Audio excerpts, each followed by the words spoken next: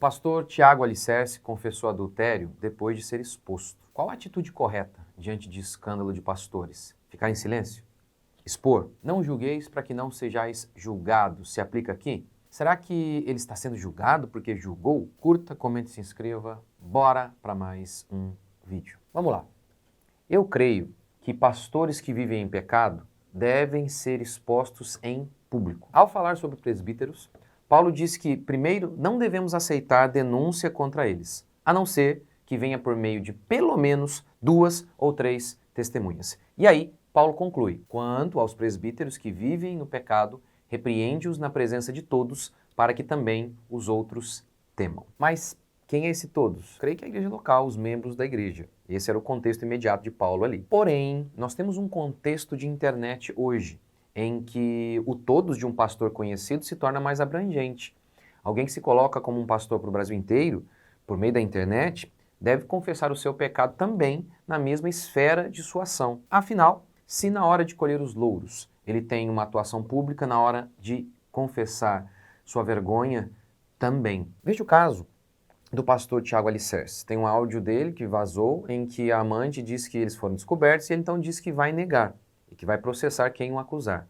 Ou seja, claro, tudo bem, isso pode ser algo de momento e quem sabe depois ele até mudou em relação a isso, mas se ele não fosse exposto com provas, ele iria confessar? Sempre fica a dúvida. Pode até ser que sim, mas sempre fica a dúvida. Mas sabemos que a exposição o obrigou a confessar. Eu sei de casos assim, ó. O pastor caiu em adultério. A liderança da igreja, em nome do amor ao pastor e à sua família, não contou. Nem para a igreja. Resultado, o pastor saiu dali, abriu uma igreja, continuou a pregar, sem aceitar disciplina, ninguém nem sabia do seu pecado, e estava lá, um povo seguindo um pastor que estava em pecado. E o povo nem sabia, porque a liderança, em nome do amor, não revelou o caso. Em nome do amor, uma ova. Líderes que acobertam o pecado de um pastor não fazem por amor ao pastor ou à família dele. O fazem por amor próprio. Porque vão falar mal da nossa igreja.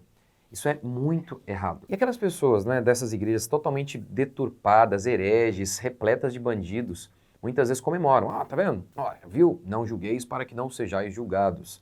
Ele expôs algumas igrejas aí e agora Deus está expondo o pastor. Com essa crítica fica parecendo que o certo é o seguinte: tem pastores pregando heresia por aí.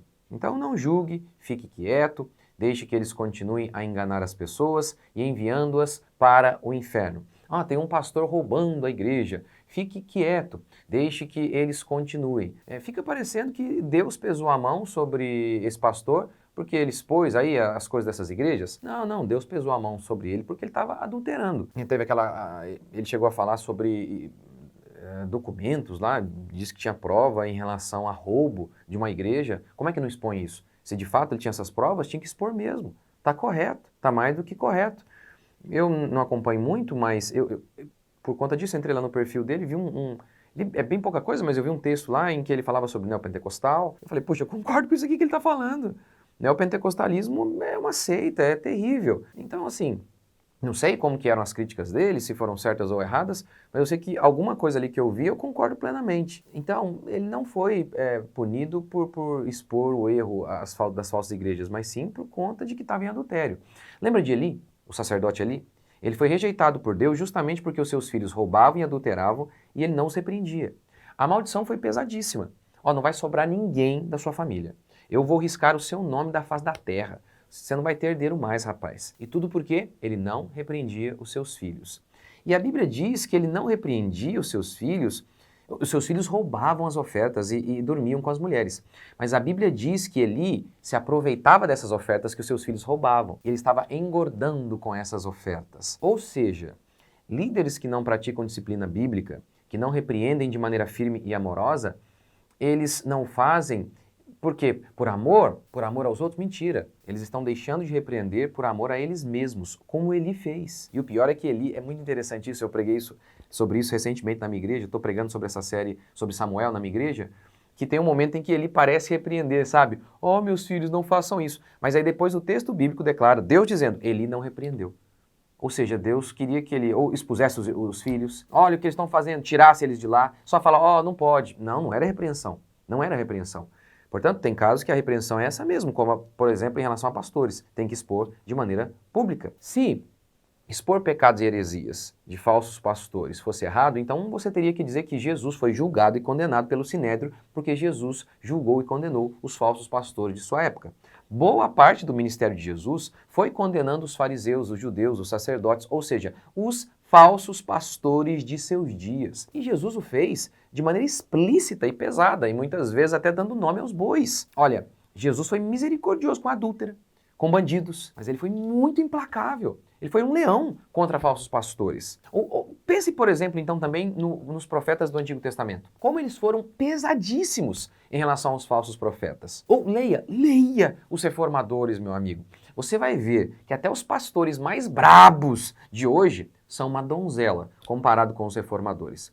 Eles teceram críticas pesadíssimas contra a falsa religião, contra os líderes religiosos malignos de seus dias. Por exemplo, comentando o Concílio de Trento que foi organizado pela Igreja Católica para tentar conter a reforma protestante.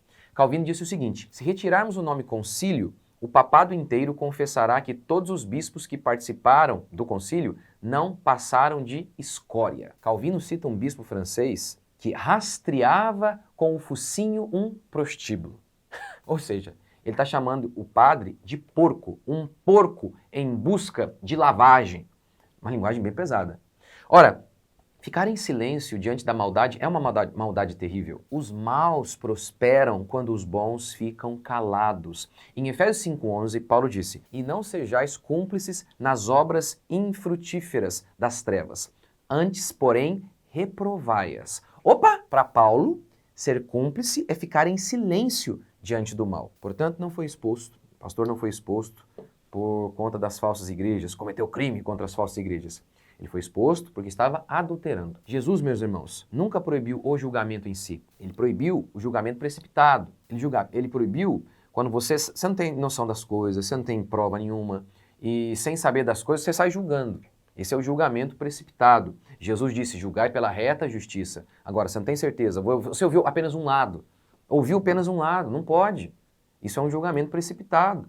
Paulo, por exemplo, não aceite denúncia contra um presbítero se vier apenas de uma. Tem que ser no mínimo 2 ou mais. Então, esse é um julgamento correto. Agora, um cara já falou ali, já sai metendo pau em todo mundo, pelo desejo de diminuir os outros.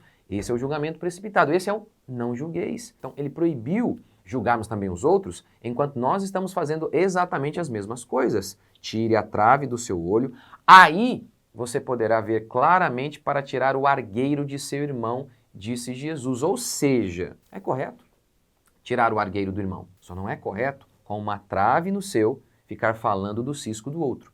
Portanto, aqui nesse caso, acredito que ele não estava apto para falar de traições e abusos das igrejas enquanto ele fazia o mesmo. Mas os pecados dos outros não anulam o fato de que, o pecado nesse caso aqui do pastor, não anula o fato de que igrejas neopentecostais estão completamente erradas. Às vezes, pode ser que Deus usa algo até pior para tratar o ruim, né? Lembra de Israel em pecado?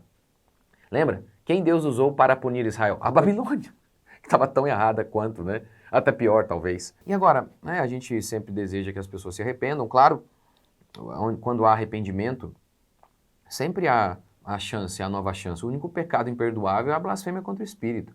É claro que também, como que a gente sabe se a pessoa de fato se arrependeu ou não, é uma questão complicada.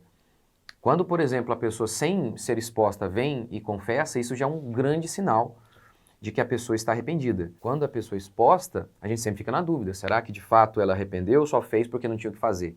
Mas não, é possível sim, foi exposta, e aí então, Davi, por exemplo, ele foi exposto, e aí ele se arrependeu. Agora, eu também acredito que de julgar o coração é difícil, muito difícil, mas a gente pode sim analisar um pouco a confissão do pastor Tiago, e eu acho que não foi a das melhores. Pode até ser que ele no momento ali, angustiado, e não usou as melhores palavras, mas ele disse assim, que olha, o que eu fiz não condiz com o que eu creio, alguma coisa nesse sentido, e que ele precisa ser repreendido, mas também precisa de misericórdia. Como eu falei, pode ser um momento ali a gente tem que ser misericordioso, pode ser um momento, pode ser que haja arrependimento genuíno, mas a boa confissão mesmo é aquela baseada na Escritura. Davi, quando adultera, ele é sucinto e de poucas palavras. Ele não se justifica, nem estou dizendo aqui que o pastor lá se justificou, mas ele não dá desculpa, ele também não usa eufemismos. do tipo, fiz algo que não condiz com o que eu creio. Não, ele foi curto e grosso, pequei, fiz o que é mal. O Senhor será justo ao me julgar. Ou seja, se o Senhor me punir, não fará nada mais do que a justiça. Então,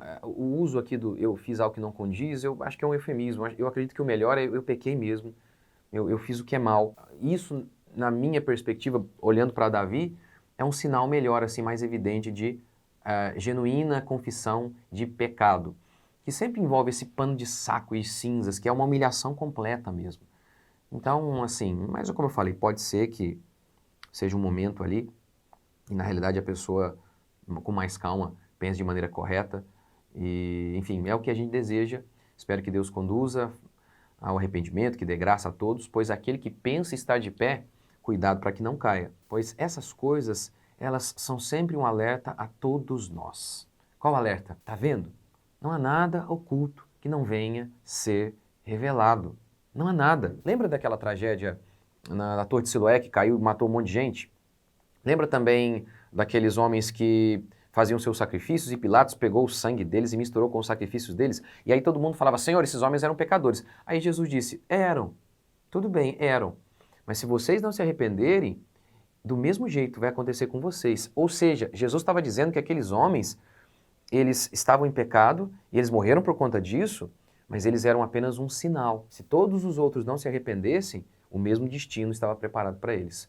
Portanto, essas coisas acontecem, ai, os escândalos virão, a Escritura já declara, ai, né, por meio de quem eles vêm, mas sempre são também uma advertência a todos nós. Se eu subo aos céus, lá estás. Se faço a minha cama no mais profundo abismo, lá estás também. Se tomo as asas da alvorada e me detém nos confins dos mares, ainda lá me haverá de guiar a tua mão. A tua destra me sustenta. Se eu digo as trevas me encobrirão, até as trevas não te serão escuras. As trevas e a luz são a mesma coisa. Ou seja, não tem lugar em que a gente possa se esconder de Deus. E essas coisas acontecem para que a gente se lembre disso. É sempre muito triste, muito ruim, e que Deus tenha misericórdia da família, de todos os envolvidos e de cada um de nós. Porque aquele que pensa está de pé, cuidado para que não caia. Deus abençoe.